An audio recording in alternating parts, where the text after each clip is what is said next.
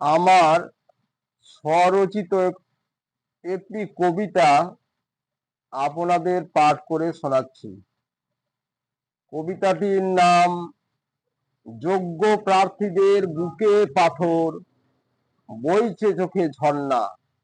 কবি দিলীপ কুমার মণ্ডল। দয়া করে আমার ভিডিওগুলিতে আপনারা অবশ্যই সাবস্ক্রাইব করে দিবেন।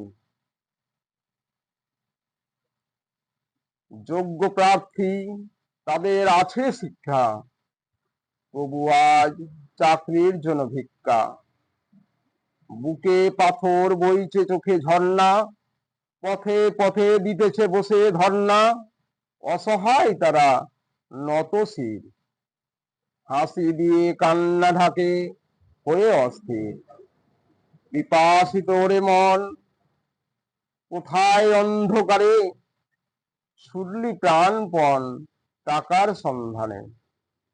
টাকা কামাই করলি যতনে, গরিবের পেটে লাথি মেরে। শুধু ভাবিস টাকা ছাড়া কি আছে জীবনে। তাই তো কত জনারে নিলি লুঠে পুটে। দুর্নীতিমন দেখো দেখি একবার চেয়ে, প্রকৃত সুখ মিলেছে কি ওই টাকা পেয়ে। টাকার দুনিয়া, টাকায় চাকরি, হায় রে হায়, নাই যার সে হলো সর্বনাশী। টাকার জন্য চাকরি পড়লো ফাঁকি, টাকা যার চাকরি কেউ নাই বাকি। মিছে ভাবিস ওরে মন, টাকা পরম সত্য, মনুষ্যত্ব বর্ধিত করিয়া তুলিছে এই অর্থ।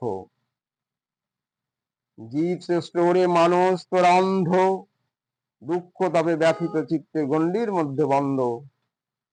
স্বার্থ সিদ্ধ পরিবারে জীবন সংকীর্ণবদ্ধ, মনুষ্যত্ব নাহি ঘটে প্রকাশ তোর অন্ধ।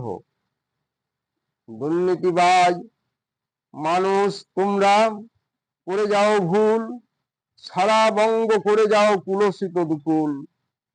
সঙ্গে জড়িয়ে কাম ভোগ কত বাসনা, সদ বৃত্তি ধ্বংস এমন তার নিশানা। অসীম লীলা রঙ্গমঞ্চ, দুর্নীতিতে সারা বঙ্গ। দুর্নীতিবাজ নেতা মন্ত্রীদের সর্বশ্রেষ্ঠ মূল কাণ্ড। দুর্নীতির সিংহাসনে বসে দেখায় সাধুর ভাব, টাকার গরম, টাকার চাপে সাতক্ষণ মাপ। যোগ্য প্রার্থী চাকরিদের কত দুর্ভোগ, যত বঙ্গবাসী বীর সন্তান নিতে হবে উদ্যোগ। ঊর্ধ্বে ওগো চেয়ে দেখো, সকলের আছে অধিকার। জাগ্রত হও সহস্র ভাবনায়, গড়িতে সুখের পরিবার।